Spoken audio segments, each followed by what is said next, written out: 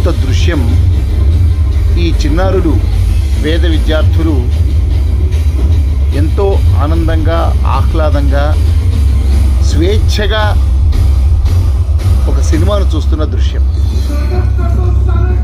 ఇది మరెక్కడో కాదు, భాగ్యనగర్ శివార్లోని మహేశ్వరం మండలంలో అద్భుత ఆహ్లాదకర ప్రకృతి వనంలో ఉన్నటువంటి విద్యారణ్యం వేద విద్యాలయం. మహేశ్వరం మండలంలో ఒక ఆదర్శ గురుకులంగా విలసిల్లుతున్న ఈ వేద పాఠశాలలో 135 మంది విద్యార్థులున్నారు. ఇప్పటికే 500 మంది విద్యార్థులు ఈ పాఠశాలలో వేద విద్యను నేర్చుకునే మౌలిక సదుపాయాలను కల్పిస్తున్న ఈ వేద విద్యాలయం గురుకులం వ్యవస్థాపకులు బ్రహ్మశ్రీ శశిభూషణ శర్మ సోమయాజి గారు భవిష్యత్తులో ఇలాంటి వేద పాఠశాలలు ఒక 4 ఏర్పాటయ్యేలా కృతనిశ్చయంతో ఉన్నారు. మిగతా వేద పాఠశాలలకు ఈ విద్యారణ్యంకు చాలా ప్రత్యేకతలున్నాయి. ఎందుకంటే ఈ 7 ఎకరాల తమ సొంత వ్యవసాయ క్షేత్రంలో ఏర్పాటు చేస్తున్న ఈ విద్యారణ్యం వేద విద్యాలయం భవిష్యత్తులో ఒక వేద విశ్వవిద్యాలయంగా విలసిల్లబోతోంది. మధ్యలో రాజశ్యామల శక్తి పంచాయతనం ఆలయ సముదాయంతో పాటు ఆలయం చుట్టూ విద్యారణ్యం 500 మంది విద్యార్థులు విద్యను అభ్యసించేలా పాఠశాల సముదాయం, అటు చుట్టూ వేద పాఠశాల ఆచార్యులు సిబ్బంది నివాసం ఉండడానికి నివాస సముదాయం, ఈ విద్యారణ్యానికి ఆగ్నేయ భాగంలో వంటశాల, విద్యార్థులు ఆచార్యులు భోజనం చేసే విశాలమైనటువంటి భోజన సముదాయం, ఇవన్నీ సర్వాంగ హంగులతో ఆధునిక వసతులతో ఈ వేద విద్యారణ్యంలో వ్యవస్థాపకులు శశిభూషణ శర్మ సోమయాజీ వారి బృందం ఏర్పాటు చేస్తూ ఉన్నారు. సహజంగా వ్యవసాయ క్షేత్రం అవడం వల్ల ఇక్కడ ఎన్నో వృక్షాలు, ఆహ్లాదపరిచేటువంటి వనం, ఇంకా ప్రకృతి కూడా పులకరించే విధంగా ఇక్కడి పరిసరాలు మనకు ఆనంద పారవశ్యులు చేస్తాయి. అలాంటి చోట ఏర్పాటవుతున్న ఈ విద్యారణ్యం నిజంగా 100 ఏళ్ల క్రితం అటవీ ప్రాంతాల్లో నిర్జన ప్రదేశాల్లో గురుకులాలు ఏ విధంగా ఉండేవి అనే దృశ్యం ఇక్కడ మనకు ఆవిష్కృతం అవుతూ ఉంది.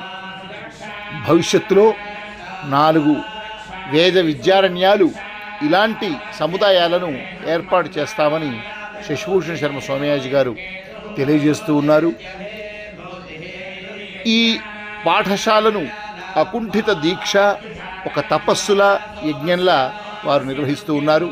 విశాలమైనటువంటి క్రీడా ప్రాంగణం, చక్కని గోశాల, ఆలయం, గృహ సముదాయం, భోజనాలయం, విద్యార్థుల వసతికి చక్కని ఏర్పాట్లు, అంతేకాకుండా ఇక్కడ విద్యార్థులు ఉల్లాసంగా ఉండడానికి ప్రత్యేకంగా నీటి కొలను, వాళ్ళు ఈత కొట్టడానికి ఒక కొలను, స్విమ్మింగ్ పూల్, సిబ్బందికి కూడా విడిగా నివాస సముదాయం. ఇప్పుడు మనం చూస్తున్న రాజశ్యామల దేవాలయం యొక్క అమ్మవారి విగ్రహం ఎలా ఉంటుంది అనడానికి ఇక్కడ మనకు కనిపిస్తోంది. రాజశ్యామల అమ్మవారి ఆలయం యొక్క ముఖద్వారం ఈ విధంగా ఉంటుంది.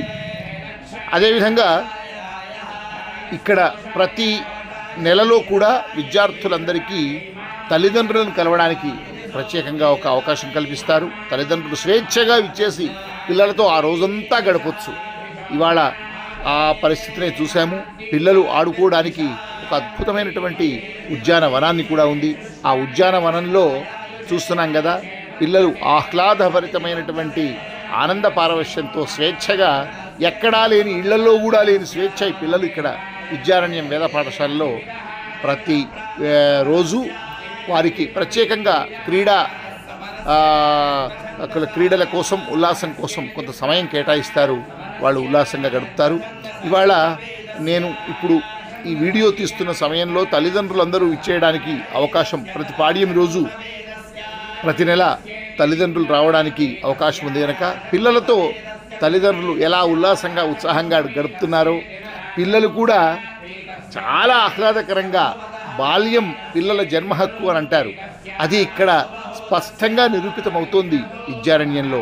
చూస్తున్నారు కదా, పిల్లలు ఉయ్యాలలో ఊగేవాళ్ళు ఉయ్యాలలో ఊగుతున్నారు, ఆటపాటలతో ఆనందపారవశ్యులవుతున్నారు, తల్లిదండ్రులతో గడుపుతూ ఇంత ఆనందంగా ప్రతిరోజు కూడా స్వేచ్ఛగా గడిపే విద్యాలయం నా దృష్టిలో ఒక విద్యారణ్యం మాత్రమే మన ముందు కనిపిస్తుంది. అక్కడ పిల్లల యొక్క ఆనందానికి, పిల్లలు ఆటలాడుకోవడానికి ఎలాంటి ఆంక్షలు లేవు. ఎవరు ఏ విధంగానైనా వారి నిర్దిష్ట సమయంలో ఉండేటట్టుగా ఒకవైపు ఈ వేదం నేర్పించడానికి ఎంత శ్రద్ధ, ఎంత పట్టుదలతో వారు శ్రద్ధ తీసుకుంటున్నారో, పిల్లల యొక్క ఉల్లాసానికి, వారికి ఆహ్లాదభరితమైన వాతావరణాన్ని కల్పించడానికి కూడా అనువైనటువంటి మౌలిక సదుపాయాలను ఇక్కడ విద్యారణ్యంలో ఏర్పాటు చేస్తున్నారు నిర్వాహకులు.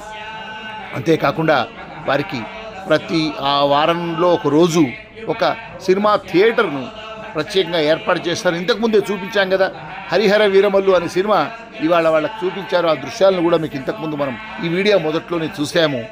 హాయిగా వాళ్ళు బ్యాచ్ల వారీగా 135 మంది విద్యార్థులు బ్యాచ్ల వారీగా వారికి ఇష్టమైన సినిమా, పిల్లలందరూ ఎక్కువ మంది ఏం సినిమా చూస్తాము అంటే ఆ సినిమాను వారికి చూపిస్తారు.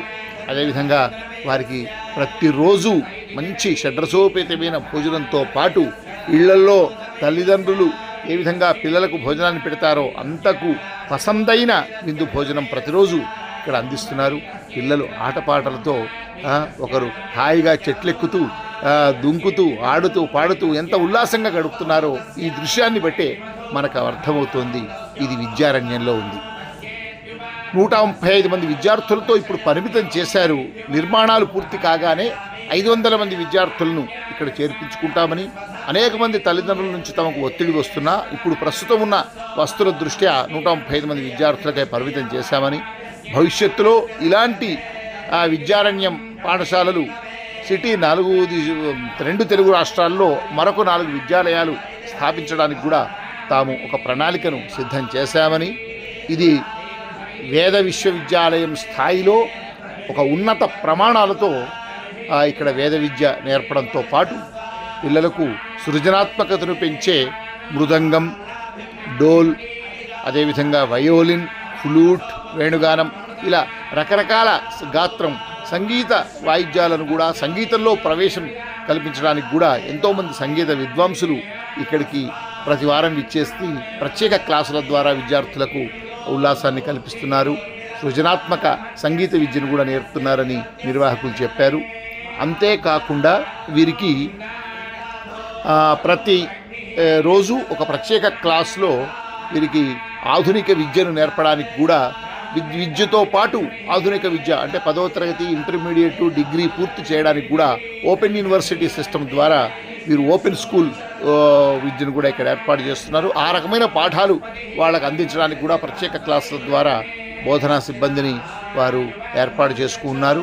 ఇలా విద్య నేర్చుకునేటువంటి విద్యార్థులు వేద విద్యతో పాటు ఆధునిక విద్యను కూడా చేస్తూ ఆధునిక ఉద్యోగాల్లో కూడా స్థిరపడుతూ వేద విద్యను పరిరక్షించే వీలుగా ఇక్కడ ఒక్కొక్కరిని తయారు చేస్తూ ఉన్నారు. ప్రత్యేకమైన శ్రద్ధ, అకుంఠితమైనటువంటి దీక్ష ఇక్కడ కనిపిస్తుంది. ఈ పాఠశాల వ్యవస్థాపకులు బ్రహ్మశ్రీ శశిభూషణ శర్మ సోమయాజి గారు తమ పాఠశాల లక్ష్యాలను వివరిస్తున్నారు. ఒక్కసారి ఆ లక్ష్యాలను మనమంతా విద్దాం. మనం కూడా ఇలాంటి విద్యాలయాలను ప్రోత్సాహం అందిద్దాం. నమామ వేదమాతరం. మన ఆలోచన ఏంటంటే అమ్మవారు విద్యలో అమ్మవారు శక్తి పంచాయతీ రాజశ్యామరావు తర్వాత పరివార దేవతలు. ఆ అమ్మవారి దేవాలయం 500 గజాల్లో నిర్మాణం సగం వచ్చేసి అమ్మవారు గణపతి, శివుడు, విష్ణుమూర్తి, పంచాయతీ, సూర్యుడు, భగవాన్, పంచాయతీ. ఈ దేవతల నిర్మాణం, దేవాలయ నిర్మాణం ప్రతిష్ట అయిన తర్వాత ఆ దేవాలయం చుట్టూ మధ్యలో దేవాలయం చుట్టూ 3 అంతస్తుల్లో వాట్సాప్ బిల్డింగ్ వస్తుంది. విశాలమైనటువంటి భవనం అంటే 150 ఫీట్ల పొడవు, 130 ఫీట్ల వెడల్పు, 3 అంతస్తుల భవనం. 4 ద్వారాలు, అమ్మవారి దగ్గరికి వెళ్ళడానికి 4 వైపు నుంచి 4 ద్వారాలు, చుట్టూ 30 ఫీట్ల దారితో మాడదించుకుంటాయి. శారదా సర్వజ్ఞ అమ్మవారికి 4 ద్వారాలు ఎట్లా ఇక్కడ అట్లా ఉంటాయి. ఈ 3 అంతస్తుల భవనంలో 500 మంది విద్యార్థులు ఉండడానికి 2వ అంతస్తులు, 1-0 అంతస్తుతో క్లాస్ రూమ్స్, విద్యార్థులకు కావాల్సినటువంటి అన్ని రకాల ఉపకరణాలతో కూడినటువంటి క్లాస్ రూమ్స్ ఉంటాయి. విద్యార్థులు భోజనం కోసం అన్నసత్రం వెళ్ళేసేస్తారు, ఆడుకోవడం కోసం క్రీడా సత్రం వెళ్ళేసేస్తారు. కానీ ఎక్కువ సమయం అంతా ఆ పాఠశాల బిల్డింగ్ లో ఉన్నారు. అమ్మవారిని 4 వేదములతో అన్ని శాఖలతో సేవిస్తూ అమ్మవారి ఆశీస్సులను పొందుతూ ఆ విద్యార్థులు ఒక మంచి విద్యార్థిగా, ఒక మంచి పౌరుడిగా, మంచి పండితుడిగా, ఒక మంచి కుమారుడిగా, ఒక మంచి దార్శనికుడిగా ఈ సమాజానికి తయారవుతుంది. అమ్మవారి అనుగ్రహం ఉంటే కనుక, అందువల్ల అమ్మవారిని సేవిస్తూ పిల్లలు అమ్మవారి ఆశీర్వాదం పొందుతూ పెరగాలనేటువంటి ఆశయంతో ఇట్లాంటి ఆలోచన చేశాను. అధ్యాపకులకి ఒక 40 మంది అధ్యాపకులు మనకి అవసరం ఉంటారు, మనం 5 విద్యార్థులు అని అనుకున్నాం. అని ఒక 40 ఇళ్ళు అక్కడ నిర్మాణాలు చేసాము. దాంట్లో 20 ఇళ్ళు నిర్మాణాలు చేశాము. 20 ఇళ్ళు 2వ ఫేజ్ చేస్తాము. ఇది కాకుండా మన పాఠశాల యొక్క మెయిన్ బిల్డింగ్, అమ్మవారి గుడి, తర్వాత పాఠశాల బిల్డింగ్ కి వెనకాల ఎల్ షేప్ అధ్యాపకుల క్వార్టర్స్ వస్తాయి. అమ్మవారి బిల్డింగ్ కి, అమ్మవారి దేవాలయానికి ఆగ్నేయ భాగంలో అన్న సదనం అనే ఒక భవనం, సుమారుగా 20,000 SFBలో 500 మంది విద్యార్థులు ఏకకాలంలో భోజనం చేసేటట్లు నిర్మాణం జరుగుతుంది. అది కూడా నిర్మాణం సుమారుగా 80% పూర్తయింది. అమ్మవారి దేవాలయానికి, పాఠశాల బిల్డింగ్ కి ఈశాన్య భాగం సోమయాగ విహారం అనేంత పెద్ద యాగశాల. ఆ యాగశాల కూడా ఒక 3 సమావేశ మందిరాలు, 36 అతిథి గృహాలతో ఒక నిర్మాణం సంకల్పం అయింది. అది కూడా నిర్మాణం ఒక 3 ఏళ్లలో పూర్తవుతుంది. దానికి ఈశాన్య భాగంలో కోనేరు కూడా సుమారుగా ఒక 800 గజాలలో ప్రస్తుతం ఉంది. దాన్ని ఇంకొక 2000 గజాల వరకు పెంచి మధ్యలో స్ఫటికలింగేశ్వరుని ప్రతిష్ఠ చేసే ఒక ఆలోచన ఉంది. ఆ పక్కనే ఇప్పుడు 120 ఆవులకి సరిపడా గోశాల చేశాం. ఇప్పుడు 110 ఆవులు ఉన్నాయి. 130 విద్యార్థులు, 110 ఆవులు. మన విద్యార్థులకి సరిపడా పాలు, పెరుగు కూడా మనకు అందుతుంది. అది దానికి పక్కనే పాఠశాల యొక్క స్థలంలో వాయువ్య భాగంలో సర్వెంట్ క్వార్టర్స్, లోపాక సదనం అనే 15 పోర్షన్లు మనం నిర్మాణం చేయడం కూడా జరిగింది. దానికి పక్కనే శౌచాలయాలు, 18 శౌచాలయాలు నిర్మాణం చేయటం కూడా జరిగింది. ఇప్పుడు మొత్తం మన 7 ఎకరాల క్యాంపస్ లో ఒక 2 ఎకరాల 26 గుంటల స్థలంలో నిర్మాణం, 1.5 ఎకరం ఒక పార్క్ లాగా ఒక సుమారుగా ఒక 3 ఎకరాల స్థలం ఆట బస్సు, కోనేరు, వృక్షం ఉంది కదా, కోనేరు, గోశాల, సర్వెంట్ క్వార్టర్స్, అలా ప్లేస్ అంతా పెడితే 3 ఎకరాలు సుమారుగా ఇలా. అద్భుతం, అత్యద్భుతం. విద్యారణ్యం మొత్తం 2 తెలుగు రాష్ట్రాల్లోనే కాదు, భారతదేశం అంతా విద్యారణ్యం వేదమయం కావాలని వారు అంటున్నారు.